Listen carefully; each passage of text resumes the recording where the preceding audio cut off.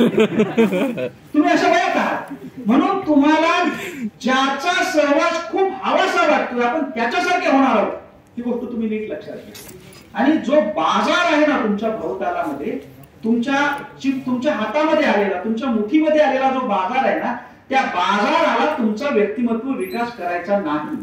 अविनाश कदम सरांना करायचा आहे, स्कूल ऑफ अर्थ सायन्सला करायचा आहे, स्वामी रामानंद तीर्थ मराठवाडा विद्यापीठाला करायचा आहे, PM उषाला पण करायचा आहे, कबूल. बाजाराला तुमचा व्यक्तिमत्व विकास करायचा नाही. कारण बाजारामध्ये तुम्ही गेला म्हणजे तुमच्या व्हर्च्युअल बाजारामध्ये युट्यूब ऑन केल्याबरोबर अविनाश कदम येत नाही. युट्यूब ऑन केल्याबरोबर एक बाबा येतो आणि तो म्हणतो जंगली रमी पे आओ ना महाराज. तो तुम्हाला त्याच्या बाहू पसरून बोलवायला लागतो. आणि मग अविनाश कदम इथं म्हणतात, अरे मित्राला फोन कर रे, रजिस्ट्रेशन केलं का नाही बघ रे. तो बाबा काही म्हणत नाही, आपण आपोआप जंगली रमीकडे जातो. म्हणजे कुणाची आवाहक क्षमता जास्त आहे, जे व्हर्च्युअली तुम्हाला बोलवतायत त्यांची आवाहक क्षमता जास्त आहे. मग ती Dream11 वाल्याची असेल किंवा जंगली रमी वाल्याची असेल, तुम्ही त्यांच्या मागे जाल तर तुम्ही जंगली रमी खेळू खेळू जंगलीच व्हाल. इथे सांगण्याची काही गरज नाही. माझा मुद्दा कोणता आहे, तर तुम्हाला जो सहवास हवासा वाटतोय तो प्लीज तपासून बघा. याच्या सहवासातून आपलं पुढे काय होणार आहे हेही नीट तपासून बघा. कोलंबिया विद्यापीठामध्ये गेलेले भीमराव रामजी आंबेडकर यांना त्यांच्या तरुण वयात वेगवेगळ्या प्रलोभनांचा सहवास नको वाटला असेल का? त्यांना वाटलं नसेल का की आपण पण कुणाच्या तरी प्रेमात पडावं, कुणाचा तरी हात हातात घेऊन 7 जन्माच्या अनाभाका घ्याव्या? वाटलं नसेल का? शिवाजी शहाजी भोसले नावाच्या माणसाला असं वाटलं नसेल का की आपण पण हे काय गड किल्ले बांधत बसायचे तर जिंकत बसायचे, त्याच्यापेक्षा मस्त आपण जे तरुण वयामध्ये सगळ्यांना करू वाटतं ते आपण करावं? जर त्यांनी केलं असतं तर 1680 ला निधन पावलेल्या शिवाजीला आपण लक्षात ठेवत बसलो नसतो. आणि 1965 मध्ये महापरिनिर्वाण झालेल्या बाबासाहेबांचं पण स्मरण व्हायची काही गरज नव्हती. त्यांनी कोणाचा सहवास निवडला हे तुम्ही नीट समजून घ्या. कदाचित त्यांनी रामायणाचा निवडला असेल, कदाचित त्यांनी महाभारताचा निवडला असेल, बाबासाहेबांनी बुद्धाचा निवडला असेल, बाबासाहेबांनी कबीराचा निवडला असेल, बाबासाहेबांनी फुल्यांचा निवडला असेल. ज्यांचा सहवास निवडला ती माणसं त्यांच्यासाठी झाली. तुम्हाला कोणाचा सहवास निवडायचा आहे हे तुम्हाला ठरवावं लागेल. ज्यांचा सहवास निवडाल त्यांचं पहिल्यांदा तुम्ही अनुकरण करायला लागाल. आणि बघता बघता अनुकरण अनुसरणामध्ये कधी बदललं ते तुम्हाला कळणार सुद्धा नाही. तुम्ही त्यांच्यासारखे होत जायला लागा. म्हणून तुम्ही सहवास निवडायला शिका. दुसरी माणसाची गरज सहवासाच्या जोडीला म्हणजे प्रेमाची गरज. प्रेम म्हणजे काय, तर प्रेम म्हणजे जिथं आपणाला सर्वात सुरक्षित वाटतं अशी जागा. आईच्या गर्भात आपल्याला सुरक्षित सर्वात जास्त वाटत असतं म्हणून आई आपल्याला जास्त आवडते. तितकी सेक्युअर जागा जगात दुसरी कुठलीच नाही अजून तरी, बरं का. अर्थात तिथं सुद्धा लोक गर्भातल्या बाळाला मारण्याचा प्रयत्न करतात, पण अजून तरी ती सुरक्षित आहे. अशी तुमच्या आयुष्यात ती सुरक्षित जागा तुम्हाला बघावी लागेल मित्रांनो. ते तुम्ही ज्या वयात आहात त्या वयाबद्दल तुम्हाला बोलतोय, कारण तुमच्या वयात सुसायडल थॉट सर्वाधिक येण्याचं तुमचं वय आहे. वयाच्या 15 वर्षापासून वयाच्या 30 पर्यंत जे आत्महत्येचे विचार आहेत ते सर्वाधिक जास्त येतात असं वाटतं. मला तर नेहमी असं वाटतं शेतकऱ्यांच्या आत्महत्येचा विषय जो आहे ना तो आपण फार सिरियसली घेतो. येणाऱ्या काळामध्ये तुमच्या वयातल्या तरुणांच्या आत्महत्या जास्त दिसतील की काय वाटते मला. आणि हे कशाच्या आधारावर बोलतोय मी, देगलूर तालुक्यामध्ये मिणकी नावाचं छोटं गाव आहे. 11वी मध्ये शिकणारा एक पोरगा आहे. गावाकडे आलाय संक्रांतीला. आता वडिलाला म्हणतोय मला मोबाईल पाहिजे, वडिलाला म्हणतोय मला थोडे चांगले कपडे घेऊन द्या, मला थोडी चांगली पुस्तकं घेऊन द्या. वडील कोरडवाहू शेतकरी आहे, वडिलांकडे पैसे नाही. वडील म्हणतात थोडे पैसे आले की आपण तुला घेऊन देतो. पण तो पोरगा मात्र त्याला आपल्याकडे मोबाईल नाही याची अनसिक्युरिटी वाटायला लागते. आपलं जे दुःख झालेलं आहे ते बोलून दाखवायला कदाचित त्याच्या आयुष्यात कुणीच नाहीये. सहवासाची आणि प्रेमाची गरज त्याची भागतच नाही. वडिलांना कसं बोलावं त्याला वाटलं असेल, आपल्या शेतात जातो आणि ज्या झाडाखाली त्याचं भरण पोषण झालं असेल, जिथं तो खेळला असेल त्या झाडाला दोर लटकावून तो आत्महत्या करतो. हा जो ओंकार नावाचा पोरगा आहे त्या पोरानं आत्महत्या का केली? मोबाईल मिळाला नाही म्हणून नाही केलेली आत्महत्या. नीट लक्षात घ्या, सहवास आणि प्रेमाची गरजच भागली नाही. इतकं मनात काहीतरी दाटून आलंय, बोलायचं कोणाला. आणि मित्र मैत्रिणी पण अशा झाल्यात ना, त्यांना सांगितलं तर हसतात. आणि मला वाटतं त्याच्या मनात काहीतरी आलंय, पण समजून घेऊ ना. ते भले मूर्ख मनाचं असेल, पण त्याच्या मनात आलंय ना, तर आपणाला ते समजून घेता आलं पाहिजे. म्हणून सहवासाची आणि प्रेमाची गरज याच वयात तुम्ही असे खांदे कमवा की ज्या खांद्यावरती डोकं ठेवून तुम्हाला रडता येईल. परत नोकरीमध्ये किंवा व्यवसायामध्ये जाल ना, तिथं खांदे मिळत नाही. एकतर सहकारी असतात आणि त्याच्याहून जास्त स्पर्धक असतात, तिथे मित्र मिळत नाही. म्हणून सहवास आणि प्रेमाची गरज जी आहे ना, त्या प्रेमाच्या गरजेसाठी चांगले मित्र आणि चांगल्या मैत्रिणी कमवणं ही सुद्धा मला तितकीच महत्वाची गोष्ट वाटते. छत्रपती शिवाजी महाराजांनी बाजीप्रभू देशपांडे कमावला नसता, शिवा काशीत कमावला नसता, तर मला वाटतं शिवाजी महाराज आपलं स्वराज्य उभं करू शकले नसते. त्यांची जी कमाई आहे ना, ती कमाई मनुष्यबळाची कमाई आहे. यासाठी सहवास आणि प्रेमाची जी गरज आहे, ती गरज मला खूप महत्वाची वाटते. तुमच्या विद्यापीठाचा कॅम्पस फार देखणा कॅम्पस आहे आणि या कॅम्पस मध्ये तुमचं व्यक्तिमत्व कसं फुलायला पाहिजे हे तुम्हाला झाडं सुद्धा तुमची सांगतात बरं का. माझ्या एका मित्राची कविता आहे, कदम सर. ही कविता सगळ्या मुलांना खरं तर कंपल्सरी करायला पाहिजे. अर्थ सायन्सने कंपल्सरी करायला, म्हणजे अर्थ सायन्स विभागाचं याला काय म्हणू, जसं नॅशनल अँथम असतं तसं तुमच्या विभागाचं अँथम करता आलं तर करावं, अशी कविता आहे. कविता काय आहे? झाडं असतात विद्यार्थी, ऋतू त्यांचे गुरु असतात. झाडं असतात विद्यार्थी, ऋतू त्यांचे गुरु असतात. ऊन वारा पाऊस धारा परीक्षा त्यांच्या सुरू असतात. ऊन वारा पाऊस धारा परीक्षा त्यांच्या सुरू असतात. झाडांचंही होतं ब्रेकअप, झाडांनाही ताण येतो. झाडांचंही होतं ब्रेकअप, झाडांनाही ताण येतो. पण ठाऊक असतं त्यांना, पानगळी नंतरच पानफुटीचा क्षण येतो. पण ठाऊक असतं त्यांना, पानगळी नंतरच पानफुटीचा क्षण येतो. वादळ आलं तरी झाडं जागा सोडत नाही. वादळ आलं तरी झाडं जागा सोडत नाहीत. उन्मळून पडतात वादळात, पण आत्महत्या करत नाहीत. उन्मळून पडतात. झाड कावर आत्महत्या करत नाही? मित्रांनो, झाड जितकं वर वाढताना दिसतं त्यापेक्षा कितीतर पट त्याची मुळं खाली गेलेली असतात. आपल्या कॅम्पस मध्ये आपल्याला कधी कधी 25 वर्षाचं 30 वर्षाचं, गावामध्ये 50 वर्षाचं झाड उभं दिसतं, कारण त्याची मुळं खूप खोलवर गेलेली आहे.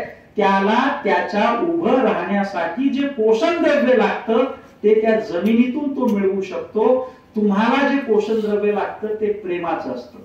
तुम्हाला जे पोषण द्रव्य लागतं ते सहवासाचं असतं. तुम्ही सुद्धा तुमची मुळं या पोषण द्रव्यासाठी पूरक बनवली पाहिजे. म्हणून तिसरी गरज सहवास आणि प्रेमाची गरज. चौथ्या गरजेकडे येतो मित्रांनो. चौथी गरज आहे आदर आणि प्रतिष्ठेची गरज. आदराची गरज आणि प्रतिष्ठेची गरज. आदर कळतो ना तुम्हाला? आदर म्हणजे काय? आपल्याला वाटत असतं ना, लोकांनी आपल्यासोबत बोलताना कसं बोललं पाहिजे? आदरानं बोललं पाहिजे. आदरानं म्हणजे ए काय चाललंय असं नाही. मी असं उल्लेख ऐकलाय की तुम्ही जसं बोलत जाता त्याचे म्हणून एक संस्कार त्या व्यक्तीवरती होत असतात. म्हणजे तारे जमीन पर नावाच्या चित्रपटामध्ये एक संवाद आलाय. तो संवाद असा आहे, आफ्रिकेमध्ये एक जमात अशी आहे की ज्या जमातीला वाटलं की ही झाडं वाढूच नाही, तर दररोज त्या झाडाला शिव्या दिल्या जातात आणि बघता बघता ते झाड वाढत नाही, आपोआप कोणी घेऊन जातं. प्रॅक्टिकली पॉसिबल आहे की नाही मला माहित नाही, पण तुम्ही तुमच्या भवतालामध्ये काय ऐकणारे लोक, म्हणजे ज्यांचं तुम्ही ऐकता असे कोणते लोक जमा केले, याच्यावरून तुम्हाला आदर मिळतो का नाही असं कळेल. आदर हे मी डेटिकेट साठी म्हणत नाही बरं का, ते एक नवीन फॅड आहे आपल्याकडे. म्हणजे सर मॅडम समोरून आल्या, good morning sir, good morning ma'am. थोडं पुढे गेल्यानंतर मैत्रिणीला विचारलं कोण होतं, लय खडूस, प्रॅक्टिकलला एवढा त्रास विचारतो, त्या प्रॅक्टिकल साठी गुड मॉर्निंग.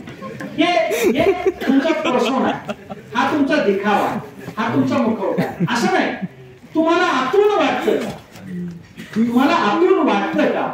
म्हणजे तुम्हाला लोकांनी तुमच्या सोबत जसं वागावं असं वाटतं तसं तुम्ही लोकांसोबत वागायला शिकता. आणि मी असं मानणाऱ्यांपैकी आहे, माणसाच्या मूलभूत गरजा 4 असतात.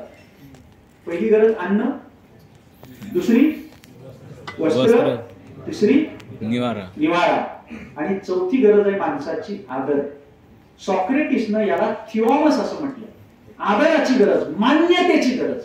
म्हणजे तुम्हाला पंचपक्वान्न दिली, नोकरी दिली, छोकरी दिली, पण जिथं दिली तिथं तुमचा रोज घडी घडी अपमान आहे. अक्कल नाही, मूर्ख, खायला का भुईला मरत का नाहीस तू? मला वाटतं इतकं सगळं असून सुद्धा आपल्याला जगावं वाटणार नाही. याउलट तुम्हाला खायला मिळत नाहीये नीट, तुमच्या गरजाही भागत नाहीत, पण कुणीतरी तुम्हाला म्हणतं हेच वय आहे तुमचं, या वयात नक्की तुम्ही काहीतरी करून दाखवा. एक स्पिरिट आहे तुझ्यात, एक स्पार्क आहे तुझ्यात, मला माहिती आहे तू नक्की करणार, मला खात्री आहे तू नक्की करणार. तर मला वाटतं आदर प्लस इन्स्पिरेशन, प्रेरणा, ही गोष्ट जिवंत ठेवते आपल्याला. म्हणून आदर याचा अर्थ दोन गोष्टी लक्षात ठेवा. स्वतःचा करायचा आदर, आणि नंतर म्हणजे दुसऱ्यांनी आपला करायचा आदर. पहिली महत्वाची गोष्ट आहे, तुम्ही तुमचा आदर करता का? म्हणजे तुम्ही जसे आहात तसा तुमचा स्वीकार करता का? का म्हणता मी थोडी जास्त काळी दिसायला का? आणि मी गुटखा असल्यामुळे तो वर्गात ती पोरगी बघत नसेल किंवा थोडी उंची जास्त पाहिजे, गुटखी असल्यामुळे प्रॉब्लेम झाला. ती 5 फूट 7 इंच झाली, माझी 5'2" आहे. आमचं काही जमणार नाही. म्हणजे तुम्ही आता कितीही प्रयत्न करून तिच्यासाठी 5'7" होणार नाही. तुम्ही जसे आहात तसा तुमचा स्वीकार केला तरच तुम्हाला तुमचा आदर करता येईल. तुम्ही जसे आहात तसे. पहिला तुम्हाला तुमचा सहर्ष स्वीकार करता आला पाहिजे, तुम्हाला तुमचा आदर करता आला पाहिजे. हा आदर आपण विसरून गेलो. जे नाही त्याची भरमसाठ यादी आपल्याकडे आहे, पण जे आहे त्याच्याबद्दलची कृतज्ञता आपल्या मनामध्ये नाही. माझ्याकडे काय काय आहे त्याची यादी आपण नीटपणानं करत नाही. मी सांगतो, माझं 2021 मध्ये स्पाईनचं ऑपरेशन झालं.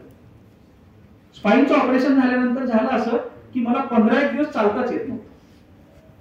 आणि जेव्हा 16व्या 17व्या दिवशी मला चालता यायला लागलं, तेव्हा पाय जे आहेत त्या पायाबद्दलचा माझा आदर किती तर पटीनं वाढला की आपल्याला चालता येते. ही गोष्ट आपण नीट लक्षात घेतली पाहिजे. आपल्याकडे ज्या गोष्टी आहेत त्यांचा आपण आदर करायला शिकलं पाहिजे, आणि त्याच्यानंतर लोक सुद्धा तुमचा आदर करतील.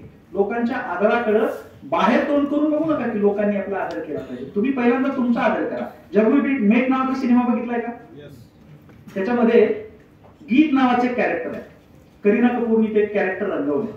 ती नेहमी म्हणत असते, मैं खुद की फेवरेट हूं, मैं खुद की फेवरेट हूं. जग सोडून द्या हो, पहिल्यांदा तुम्ही तुमचा फेवरेट व्हायला शिकला पाहिजे.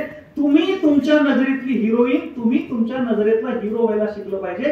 तुम्ही जसे आहात, तुमच्याकडे जे आहे, जे तुमचे आई वडील आहेत, जी त्यांची परिस्थिती आहे, जे त्यांचं बॅकग्राऊंड आहे, जी त्यांची आर्थिक संपत्ती असेल, त्या सगळ्यांचा तुम्हाला नीटपणानं स्वीकार करता येणं म्हणजे तुम्ही तुमचा आदर करणं. आणि मग लोक सुद्धा तुमचा आदर करायला लागतील. बाबासाहेबांच्या हयातीत बाबासाहेबांचा लोकांनी आदर केलेला नाही. फुल्यांचा त्यांच्या हयातीत लोकांनी आदर केलेला नाही. ते गेल्यानंतर त्यांचा आदर करायला सुरुवात झालेली आहे. म्हणजे तुमच्या हयातीत लोक तुमच्याबद्दल खूप चांगलं बोलत असतील तर सावध राहा. खूप चांगलं बोलत असतील तर एक तर ते लाभार्थी असतील किंवा लोभार्थी असतील. पण सावध राहा. पण तुम्हाला तुम्ही कोण आहात हे जर नीट माहिती असेल तर मला असं वाटतं की तुमचा आदर तुम्ही करायला लागा. लोक सुद्धा हळूहळू तुमचा आदर करायला लागतील. ही चौथी गरज आहे मित्रांनो, आदर आणि प्रतिष्ठा. आणि मी शेवटच्या गरजेकडे येतो आणि मग आपण प्रश्नोत्तराकडे जाऊया. शेवटची गरज कुठली आहे माणसाची? ती गरज आहे आत्मप्रचितीची गरज, ज्याला इंग्रजीतला अब्राहम मॅस्लोनं वापरलेला शब्द आहे सेल्फ ऍक्च्युअलायझेशन. म्हणजे तुम्ही कोण आहात हे तुम्हाला कळतं. तुम्ही कोण आहात हे तुम्हाला कळलं. ही सगळ्यात शेवटची गरज, 5व्या गरजेमधली शेवटची गरज, तुम्ही कोण आहात ते तुम्हाला कळतं. आता आपण कोण आहात, आपण कोण आहोत हे आपल्याला कळतं का? तर आपण कागदांना विचारतो मी कोण आहे. 10वीत किती टक्के म्हणजे मी हुशार विद्यार्थी. वक्तृत्वात किती पारितोषिक म्हणजे मी चांगला वक्ता आहे. मला किती व्याख्यानाची निमंत्रण, मी मोठा व्याख्याता आहे. सगळं कागदाला विचारायला लागलो, सगळं बाहेर आपण विचारायला लागलो. बाबा रे तू कोण आहेस हे तुला कळलं का? तुझ्यामध्ये काय लपलंय हे तू शोधलंस का? तू तुझं सॉर्ट अनालिसिस केलंस का? तुझी स्ट्रेंथ बघितली का? तुझी वीकनेस बघितली का? तू स्वतः बघितली का? याच्यासाठी मला वाटतं ज्याला आत्मप्रचितीपर्यंत जायचंय, ज्याला सेल्फ ऍक्च्युअलायझेशन पर्यंत जायचंय, त्या माणसाने 2 गोष्टी दररोज केल्या पाहिजे. पहिली महत्वाची गोष्ट केली पाहिजे, जे तुम्हाला व्हावंसं वाटतं ते तुम्ही सेल्फ व्हर्बलायझेशन केलं पाहिजे. सेल्फ व्हर्बलायझेशन म्हणजे तुमचा सेल्फ टॉक काय आहे, तुम्ही दररोज स्वतःशी काय बोलता. म्हणजे मुख वाचन नाही बरं का, मनातल्या मनात तुम्ही तुमच्याबद्दल काय बोलता. आता इथं इतकं टॉप सिक्रेट आहे की हे कुणालाही कळत नाही की आपण मनातल्या मनात आपण काय बोलत असतो. सेल्फ व्हर्बलायझेशन इतकं महत्वाचं आहे की आपण आत जे बोलत असतो तेच 4 लोकात गेल्यानंतर आपल्याकडून येतं बरं का. म्हणजे एखाद्या माणसाबद्दल आपण वाईट बोलायचं नाही असं ठरवतो, पण मनातल्या मनात त्याला इतक्या शिव्या दिलेल्या असतात, तो आला पुढे थोडा राग आला की आपण देतो. आपण तर ठरवलेलं असतं करून त्याबद्दल बोलायचं नाही, आपण का बोलून जातो, कारण आपण मनातल्या मनात त्याला 1,00,000 शिव्या दिलेल्या असतात, एक तरी आपल्या तोंडातून बाहेर पडणारच ना. म्हणून तुमचं सेल्फ व्हर्बलायझेशन काय. मी म्हणत नाही म्हणजे शिव्या दिल्याबद्दल माझ्या मनामध्ये काही फार प्रतिकूल भावना नाही बरं का. म्हणजे